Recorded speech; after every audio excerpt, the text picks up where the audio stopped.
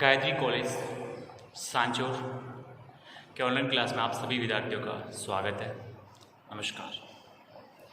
BA final year political science subject में हम हमारे पेपर इंटरनेशनल रिलेशन अंतर्राष्ट्रीय संबंधों में अमेरिकी विदेश नीति का अध्ययन कर रहे हैं। आज की कक्षा में हम अमेरिकी विदेश नीति का मूल्यांकन करेंगे, क्योंकि हमने हमारी पिछली कक्षाओं में देखा कि अमेरिकी विदेश नीति क्या निर्धारक तत्व है, क्या उसके उद्देश्य हैं तथा क्या उसकी विशेषता हमें झलकती है।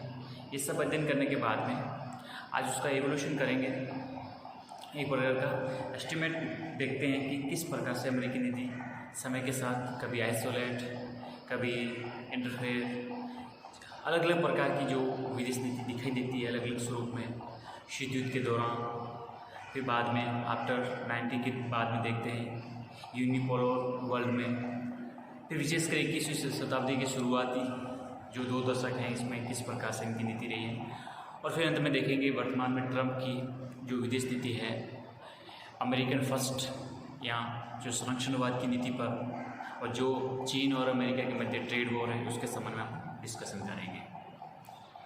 तो देखिए, एक प्रसिद्ध राजनयिक हैं, अमेरिकी राजनयिक जॉर्ज कैनन, जिसका हमें हमारे इंटरनेशनल रिलेशन की जो थ्योरी पार्ट है उसमें उनके बारे में काफ़ी कुछ पढ़ा हुआ है। तो जॉर्ज कैनन ने एक बार कहा था कि जो अमेरिकी विदेश नीति है वो घड़ी के पेंडुलम की भांति है। घड़ी का जो पेंडुलम होता है ना उसकी भांति है, कभी एकांतवास एवं कभी हस्तक्षेप के दोनों छोरों पर झूलती है। मतलब कभी एकांतवास, जिस प्रकार पेंडुलम घड़ी का होता है कभी इस तरफ कभी इस तरफ, उसी प्रकार से कभी अमेरिका की विदेश नीति एकांतवास की तरफ दिखती है तो कभी हस्तक्षेप की ओर दिखाई देती है या झुकी हुई दिखाई देती है। इस प्रकार से घड़ी के पेंडुलम की भांति अमेरिकी विदेश नीति को उन्होंने देखने का एक प्रयास किया है। अब यह बात एशिया, लैटिन अमेरिका, अफ्रीका, यहाँ तक कि यूरोप में अमेरिकी नीति पर अच्छी तरह से लागू होती है। यानी आप एशिया महाद्वीप के अंतर्गत या लैटिन अमेरिकी या अफ्रीका, तीसरी दुनिया के देशों के अंतर्गत देखते हैं तो ये बात, और विशेषकर यूरोप में भी देखें तो ये अमेरिका की नीति पूरी तरह से और अच्छे ढंग से, जिस प्रकार से जॉर्ज कैनन ने कहा, वो पूरी तरह से लागू होता है। वैसे अमेरिका की विदेश नीति अधिकांश देशों या तो अपने अधीनस्थ बनाने या उसके प्रभाव रोकने की रही है, जबकि आदर्श स्थिति समायोजन की होनी चाहिए। मतलब आप देखिए कि अमेरिका की विदेश नीति ज़्यादातर अपन देखें तो मोस्टली जो दुनिया के देश हैं उनको यहाँ तो अपने नियंत्रण में रखना है, या फिर अगर अपने नियंत्रण में नहीं रहे तो उसके प्रभाव को रोकने तक, उसके प्रभाव को बढ़ा नहीं जाए, जैसे साम्यवाद का प्रभाव, ठीक है, या फिर जो देश साम्यवाद के प्रभाव में जा सकते थे तो उनको किसी न किसी प्रकार से इकोनॉमिक एड, टेक्निकल एड देके उनको रोके रखना। तो मतलब अपना उस किसी भी सामने वाले के पक्ष का जो प्रभाव है उसको रोकना या उसको अपने अधीनस्थ बनाने का हमेशा उसकी अमेरिका की विदेश नीति रही है। जबकि एक जो आदर्श स्थिति होती है वो समायोजन की होनी चाहिए, एक संतुलन की होनी चाहिए, वो हमें यहाँ पर दिखाई नहीं देती है। सेकेंड वर्ल्ड वॉर के बाद में अमेरिकी विदेश नीति की उग्रता से शीत युद्ध का वातावरण बना, हम सबको पता है। इसके बारे में अपने डिटेल्स का भी देखा कि सेकेंड वर्ल्ड वॉर के बाद में जिस प्रकार से अपने अमेरिका के द्वारा परमाणु बम बनाना, फिर उनका जापान पर गिराना, फिर कैसे मतलब दोनों देशों के मध्य काफ़ी एक अविश्वास तो पैदा हुआ आइडियोलॉजी को लेकर, और काफ़ी कुछ ऐसे डिस्प्यूट थे, या फिर जिस प्रकार से सेकेंड वर्ल्ड वॉर में जो ट्रीटी हुई थी, जो समझौते हुए थे, उन समझौतों का पूरी तरह से पालन नहीं कर पाना, काफ़ी किसी समस्या हुई। इससे क्या हुआ कि शीत युद्ध के दौरान बहुत उग्रता का वातावरण बना, बहुत ही उग्र विदेश नीति हमें दिखाई दे रही है। अमेरिका ने आर्थिक और सैनिक सहायता के माध्यम से अप्रत्यक्ष रूप से साम्राज्यवादी पंजे को फैलाया। अब अमेरिका ने क्या किया आपको पता है, आपको मैंने पिछली बार बताया था कि जिस प्रकार से मार्शल योजना है, ट्रंप डॉक्ट्रिन है, ये सब करने के पीछे उनका मकसद यही था कि हम आर्थिक और सैनिक सहायता के माध्यम से इनडायरेक्ट रूप से हमारा जो साम्राज्यवादी रवैया है उसको कैसे फैलाया जा सके। लैटिन अमेरिका, दक्षिण पूर्वी एशियाई, मध्य एशियाई, अमेरिकी साम्राज्य विस्तार के प्रमुख क्षेत्र रहे। इनमें अपना अमेरिका ज़्यादा से ज़्यादा प्रभाव बढ़ाने और पूरे अनुकूलित रहा है। आप देखिए हिंद चीन अर्थात वियतनाम, कंबोडिया, अरब इसराइल, पाकिस्तान आदि में अपनाई जाने वाली अमेरिकी नीति इसी साम्राज्यवादी नीति का द्योतक है। जो वियतनाम में, जो कंबोडिया में, जो अरब इसराइल जो संघर्ष हुआ, या जो पाकिस्तान में जिस प्रकार से अमेरिकी विदेश नीति रही है, वो एक प्रकार से अमेरिकन साम्राज्यवाद की लालसा का पूरे से प्रतीक है या द्योतक अपन कह सकते हैं। तो देखिए इस प्रकार से अमेरिका किस प्रकार से अपने हितों को देखते हुए, अपने अनुकूल देखते हुए ये सब काम अपनी विदेश नीति के तहत कर रहा है। अमेरिकी विदेश नीति में उपनिवेशवाद विरोधी तत्वों को कभी स्थान नहीं दिया गया, क्योंकि उनको पता था कि जो भी उपनिवेशवादी शक्तियाँ वो यूरोपीय और यूरोप है वो और अमेरिका के हमेशा एक गठजोड़ ही रहता है। यूरोप कभी अमेरिका के बिना रह नहीं सकता और अमेरिका कभी यूरोप के बिना रह नहीं सकता था। इसलिए अमेरिका ने अपनी विदेश नीति में कभी भी इन उपनिवेशवादी विरोधी तत्वों को कभी भी स्थान नहीं दिया कि कभी उपनिवेशवाद का विरोध करें, जैसे हमारी विदेश नीति में पाया जाता है। ऐसा कभी नहीं दिखाई देता वहाँ। लैटिन अमेरिकी देशों सुदूर पूर्व में अमेरिका ने हमेशा से अपने साम्राज्यवादी आकांक्षा को पूरा करने का प्रयास किया। लैटिन अमेरिकी ये जो देश हैं उन देशों में अमेरिका ने हमेशा से अपनी जो भी साम्राज्यवादी इच्छाएं हैं, आकांक्षाएं हैं, जिज्ञासा उनको पूरा करने का पूरा प्रयास किया। अमेरिकी द्विपक्षीय विदेशी आर्थिक सहायता अभी भी अधिकतर एशियाई लैटिन अमेरिकी देशों को औद्योगिक विकास के लिए नहीं दी जाती, बल्कि उनकी मनचाही दिशा में विकास के लिए दी जाती है। जब भी इनके पास वो सहायता करने लेने के लिए जाते हैं तो वो ये नहीं कहते हैं कि आपको इसके लिए हम लोन दे रहे हैं, आप सहायता इस वजह से करें, बल्कि वो कह रहे हैं कि हम चाहें उसी प्रकार से आप विकास करो जो अमेरिका के हित को संवर्धित करता हो, उसी प्रकार से ये सहायता करते हैं। ठीक है। संसार के अनेक देशों में अमेरिका ने अपने सैनिक अड्डे स्थापित किए। अनेक देशों के साथ उसने असमान व्यापारिक संबंध स्थापित किए, जिसमें उसने उनकी आर्थिक व्याख्या को अपने नियंत्रण में रखने का पूरा अधिकार प्राप्त हो गया। पश्चिमी एशिया के तेल को अपने अधिकार में लेने के लिए उसने वहाँ की राजनीति में हस्तक्षेप किया। ये जो गल्फ कंट्री है, इन देशों में जिस प्रकार से अपन देखते हैं कि इराक में हो, कुवैत में हो, ये जो भी अमेरिका के द्वारा हस्तक्षेप किया, मकसद क्या था कि उनको वहाँ से खनिज तेल की प्राप्ति करना, तेलीय क्षेत्र हैं उन पर अपना अधिकार जमाना अमेरिका की विदेश नीति का हस्तक्षेप मतलब रहा है इसमें। फिर देखते हैं कि साम्यवाद को रोकने के नाम पर उसने वियतनाम पर अत्याचार किया। शीत युद्ध के दौरान हमने इस पर काफ़ी डिटेल से देखा। लैटिन अमेरिका को भी अपनी वह जागीर समझता है। अमेरिकी विदेश नीति का सफलता का इससे बढ़कर दूसरा प्रमाण क्या हो सकता है कि सर्वत्र उसे नव उपनिवेशवाद का प्रतीक समझा जाने लगा। कि जिस प्रकार से दुनिया के अलग अलग क्षेत्रों में जिस प्रकार से अमेरिका ये जो हस्तक्षेप करता है, दुनिया की जो भी राजनीतिक या अंतर्राष्ट्रीय राजनीति या विदेश नीति के जो विचारक हैं उसे इस प्रकार का पूरे से प्रमाण कहते हैं कि आप एक नए सिरे से नव उपनिवेशवाद को बढ़ा रहे हो, इसके अलावा कुछ नहीं है। चीन से उसे विनम्रतापूर्वक मैत्री का हाथ बढ़ाना पड़ा। आपको पता है 1971 में जो कभी सोचा भी नहीं जा सकता था कि अमेरिका और चीन कभी मित्र हो सकते थे, क्योंकि दोनों एक दूसरे के विपरीत थे। चीन साम्यवादी देश और ये पूंजीवादी देश। लेकिन उसने ये सोचा कि मेरे हित के लिए बेहतर रहेगा कि मैं चीन के साथ अच्छे संबंध स्थापित करूँ। तो आपको पता है कि 1971 में हेनरी किसिंजर ने बाद में निक्सन वहाँ गए और दोनों देशों के मध्य मित्रता स्थापित हुई। वियतनाम से बदनाम होकर निकलना पड़ा।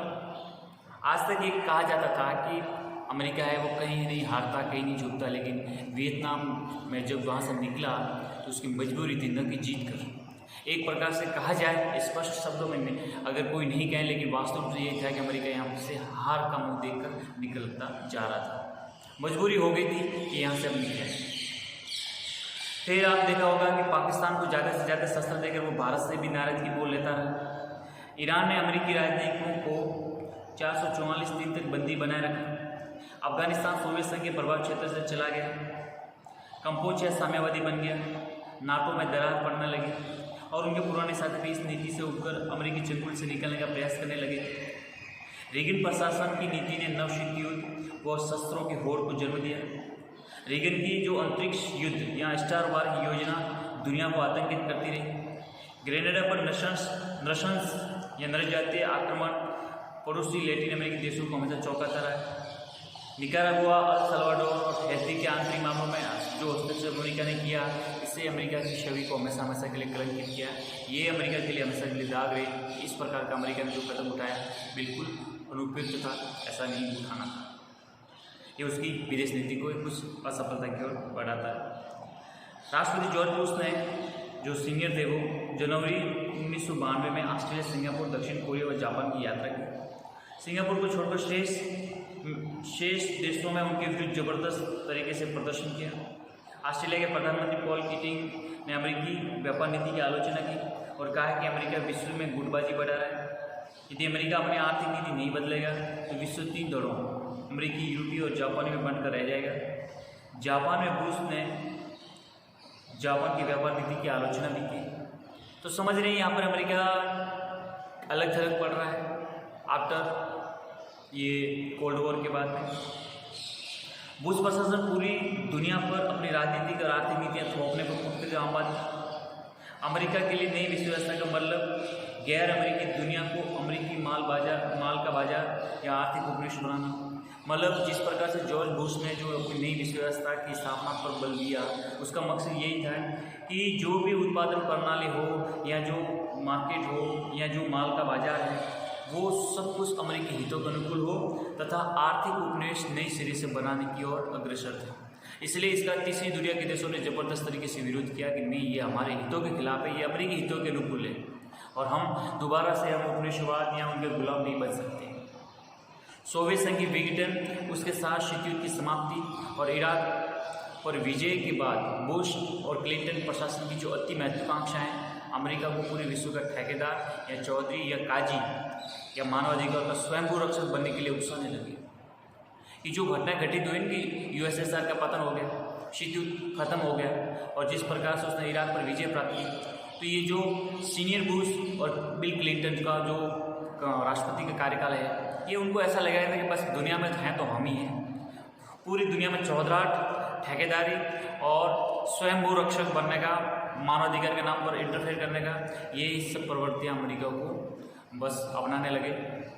आप देखते हैं कि यूगोस्लाविया के सदर में अमेरिका ने जिस तरह से नाटो को झोंक दिया, ये अमेरिकी उन्मादी विस्तार नीति का सबसे नवीनतम ताजा तरीन उदाहरण देखा जा सकता है।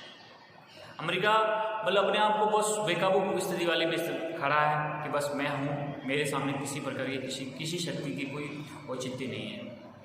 अमेरिका में भी ये सोच उभर रही है कि शीत युद्ध के बाद विश्व व्यापार युद्ध छेड़ने की जो संभावना बन रही है, उनमें अमेरिका के लिए जरूरी है कि एशिया प्रशांत में एक पृथक आर्थिक ढांचा खड़ा करके सुरक्षा के साथ साथ समृद्धि और स्थायित्व बनाए रखने की व्यवस्था करें। एशिया में आर्थिक विकास का जैसा विस्फोट हो रहा है, उससे अमेरिका को चिंता है कि 21वीं सदी में विश्व पर एशिया के 2 देश जापान और चीन अपना अपना प्रभाव का विस्तार कर सकते हैं। अब देखिए, अमेरिका के मन में ये हुआ कि 21वीं सदी की शुरुआत में कि दुनिया के बड़े बड़े राजनयिक, बड़े बड़े विचारक ये कहने लगे कि 21वीं सदी वो एशिया की है। इसलिए उसने पूरा ध्यान, पूरा संसाधन किस तरफ केंद्रित का उसने प्लान किया है एशिया प्रशांत क्षेत्र में। तो उनको पता है कि एशिया के जो देश एक नई उभरती हुई शक्तियाँ के रूप में बाहर आ रहे हैं, और बेहतर होगा कि मैं इन देशों के साथ अच्छे संबंध और अपना प्रभाव ज़्यादा से ज़्यादा विस्तार तथा अमेरिका की दिलचस्पी तेजी के साथ पश्चिमी एशिया, मध्य एशिया, दक्षिण एशिया में भी बढ़ रही है। दक्षिण एशिया की सुरक्षा में तो उसको खासी विशेष दिलचस्पी है। इस सिलसिले में अमेरिका ने इन क्षेत्रों के देशों का आपसे अपने रिश्ते सुधारना की भूमिका में आ गया, इनसे अच्छे प्रगाढ़ संबंध बना रहा है। वह उनके बीच के जो भी झगड़े हैं उनको मिटाने की पहल कर रहा है। वह इस क्षेत्र के मामलों में अमेरिकी राष्ट्रीय सुरक्षा पॉलिसी के अंतर्गत वो निपटाना चाहता है कि जैसे तैसे करके इस समस्याओं को निपटा कर मैं इनसे अच्छे संबंध कायम करूँ। अमेरिकी पॉलिसी का दूसरा एक अन्य महत्वपूर्ण पहलू ये भी माना जाता है कि वे दक्षिण एशिया में आणविक हथियारों के माहौल को जल्द से जल्द अपने नियंत्रण में कर लेना चाहता है।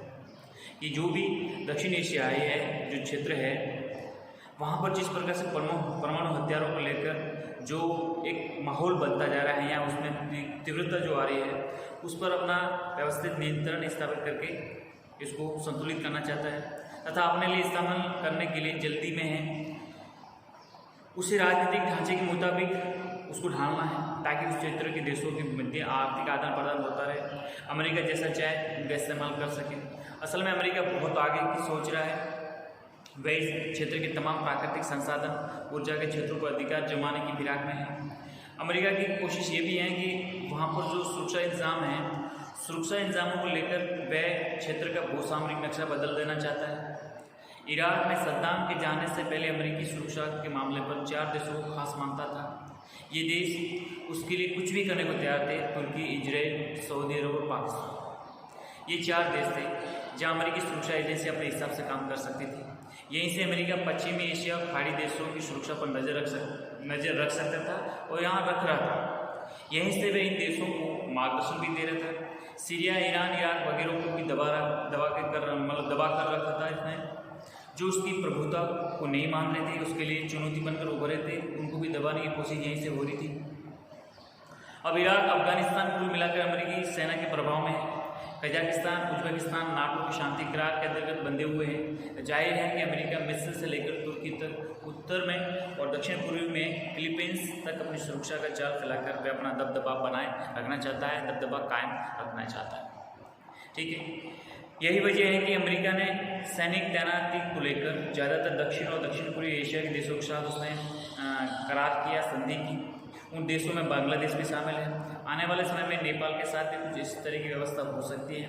हालांकि इस क्षेत्र के देशों में भीतर ही भीतर अमेरिका को लेकर संदेह का माहौल है।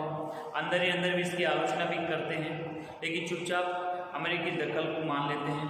उसे मानने के अतिरिक्त कोई चारा भी तो उनके पास नहीं है। जापान तो उसका सहयोगी है। रूस और चीन में अमेरिका से लेकर काफ़ी हिचक है, लेकिन वे धीरे धीरे सच्चाई को गले उतार रहे हैं। वे अमेरिका के साथ पटरी बिठाने को जैसे तैसे तैयार हो रहे हैं। उन्हें पता है कि एक मजबूरी है। आर्थिक, तकनीक और राजनीतिक मजबूरियों को वो भी समझने लगे हैं, इसलिए वो भी आज एक बैलेंस बनाने की तरफ अग्रसर हैं। भारतीयों की समझ और संदेह भी कुछ रूस और चीन की तरह ही है। हालांकि वे अपने आम लोगों की जो सोच है अमेरिकाओं के मामले में ज़्यादा साफ है। वे अमेरिका का सही मूल्यांकन करते हैं, उसकी सही आलोचना करते हैं, लेकिन अमेरिका में राष्ट्रपति बराक ओबामा से लेकर वरिष्ठ अधिकारियों तक ये संदेश दे रही है कि अमेरिका के लिए विदेश और सुरक्षा के मामलों में भारत को वे खास अहमियत देना चाहते हैं। उसकी पॉलिसी में भारत के लिए खास जगह है। व्हाइट हाउस ने 2002 में सितंबर के एक राष्ट्रीय सुरक्षा दस्तावेज तैयार किया था। उसमें भारत की चर्चा खास तौर से की गई। उसमें भारत को महत्वपूर्ण सामरिक सहयोगी कहा गया था। हालांकि उसके बाद एशियाई क्षेत्रों में कुछ महत्वपूर्ण बदलाव भी किए। उन बदलावों के बाद तत्कालीन राष्ट्रीय सुरक्षा सलाहकार ब्रजेश मिश्र ने वाशिंगटन से बातचीत की। इधर आर्मिटेज भारत के दौरे पर भी आए। भारत को प्रधानमंत्री आडवाणी भी जून 2003 में 12 दिन की अमेरिकी यात्रा पर गए, जहाँ राष्ट्रपति बुश खुद अपना प्रोटोकॉल तोड़कर आडवाणी से मिले। डॉक्टर मनमोहन सिंह अमेरिका की यात्रा की 2005 में, और जो उनकी सबसे बड़ी उपलब्धि ये मानी जाती है कि हमारा उनके साथ जो नाभिकीय ऊर्जा समझौता हुआ। फिर राष्ट्रपति बुश की यात्रा 2006 में भारत की यात्रा हुई, जिसमें उन्होंने परमाणु ऊर्जा के क्षेत्र में सहमति अंतर्गत भारत अपने 22 मौजूदा परमाणु संयंत्रों में से 14 अंतर्राष्ट्रीय निगरानी में लेने के लिए राजी हुआ। सितंबर 2014 में प्रधानमंत्री नरेंद्र मोदी बराक ओबामा से भेंट की। फिर जनवरी 2015 में भारत के गणतंत्र दिवस समारोह में ओबामा हमारे विशिष्ट अतिथि बने। फिर इसके तहत जिस प्रकार से पृष्ठभूमि तैयार हो रही है, भारत अमेरिका के संबंध में नई ऊंचाई पर ले जाने की दिशा में एक सकारात्मक कदम है। राष्ट्रपति ओबामा ने 9 सितंबर 2014 को ISIS के खिलाफ जिस तरह की कार्रवाई के संकल्प दिखाए, वे निश्चित रूप से अमेरिका की बदलती हुई नीति का संकेत है। राष्ट्रपति ओबामा की विदेश नीति की दृष्टि से अनेक पहल भी हैं, नई पहल कही जा सकती है कि जुलाई 2015 अमेरिका और क्यूबा के मध्य राजनीतिक संबंध स्थापित हुए, जो पहली बार हुए। पूरे शीत युद्ध में दुश्मन नंबर 1 बना रहा, उसके बाद भी दुश्मन बना रहा, लेकिन ओबामा की विदेश नीति स्पष्ट रूप से एक नवीनतम एक आवेश में आई कि उसने क्यूबा के साथ अपने राजनीतिक संबंध स्थापित किए। 20 मार्च 2016 को राष्ट्रपति ओबामा स्वयं क्यूबा की 3 दिवसीय यात्रा पर हवाना पहुंचे। वस्तुतः 88 वर्ष बाद किसी अमेरिकी राष्ट्रपति की क्यूबा यात्रा थी। वर्ष 2010 से 16 के मध्य ओबामा ने वाशिंगटन में 4 परमाणु सुरक्षा सम्मेलन आयोजित किए। चौथा शिखर सम्मेलन 1 अप्रैल 2016 का आयोजित किया गया, जिसमें भारत के प्रधानमंत्री नरेंद्र मोदी सहित 50 देशों के प्रमुख नेताओं ने भाग लिया। परमाणु शिखर सम्मेलन का उद्देश्य विभिन्न राष्ट्रों को इस बात के लिए राजी करना था कि वे सैन्य सहयोग की सामग्री में कमी लाएं, और इसमें ओबामा की सबसे बड़ी उपलब्धि मानी जाती है कि वर्ष 2010 से अब तक 2965 किलोग्राम अत्यधिक क्षमता वाली यूरेनियम विभिन्न राष्ट्रों द्वारा नष्ट किया जा चुका है, जिसमें 100 से अधिक परमाणु बम बनाए जा सकते थे। संक्षेप में अपन कहें कि अब संयुक्त राज्य अमेरिका की विदेश नीति के आलोचक हैं, वो उसे एक नवीन साम्राज्यवाद कहते हैं, जिसके अंतर्गत वे आर्थिक सहायता और सैनिक संधियों के नाम पर अपना प्रभुत्व थोपने का प्रयास कर रहे हैं। अफगानिस्तान युद्ध के पहले ही मध्य एशिया में अमेरिका की मौजूदगी और पश्चिमी एशियाई देशों पर अपनी पकड़ बढ़ा रहे हैं। इराक युद्ध इस पकड़ को और मजबूत करने के लिए तैयार है। तेल अमेरिका की राजनीति का एक महत्वपूर्ण बेहद पहलू है कि इस खनिज संसाधनों के लिए अमेरिका की ये जो तेल राजनीति है उसको और भी आगे ले जा रही है। ये विश्व व्यवस्था पर प्रभुत्व स्थापित करने की दिशा में है। आज लगभग पूरी दुनिया में अमेरिकी अड्डे विद्यमान हैं। जहाँ तक एशिया का संबंध है तो इस समय अमेरिकियों की सैन्य उपस्थिति अफगानिस्तान, पाकिस्तान, फिलीपींस, जापान, दक्षिण कोरिया, मध्य एशिया, सऊदी अरब, कुवैत, ओमान, कतर सब में है। कुल मिलाकर यूँ कहें कि इन अड्डों पर कुल अगर अमेरिकी सैनिक हैं तो 50,000 से भी ज़्यादा संख्या है वहाँ पर। और अभी वर्तमान की बात करें तो जिस प्रकार से दक्षिण चीन सागर जो विवाद बना हुआ है और हांगकांग और ताइवान को लेकर जिस प्रकार की जो समस्या बनकर उभर आ रही है तो उसमें पूरी से अमेरिकी नौसेना इस क्षेत्र में विद्यमान है और पूरे अलर्ट पे है। और विशेषकर प्रेसिडेंट ट्रंप के आने के बाद उन्होंने जिस प्रकार से रोजगार और आर्थिक स्थिति को, अर्थव्यवस्था को लेकर जिस प्रकार से संरक्षणवाद की जो नीति अपनाई और इसके तहत अमेरिकन फर्स्ट, अमेरिका पहले की जो नीति अपनाई है, इसके साथ ही अपन समझते हैं कि चीन और अमेरिका के मध्य एक प्रकार का ट्रेड वॉर, व्यापारिक युद्ध चल रहा है और दोनों देशों के मध्य ज़बरदस्त एक जो संबंध है काफ़ी यूँ समझे कि अभी तक के इतिहास के सबसे उग्र या फिर क्योंकि तनाव भरे संबंधों में देखा जा सकता है। और इसी के साथ पूरी तरह से दक्षिण एशिया, दक्षिण चीन सागर और ये इंडियन ओशियन, एशिया पैसिफिक क्षेत्रों को लेकर पूरी तरह से वर्तमान में अमेरिकी विदेश नीति केंद्रित है।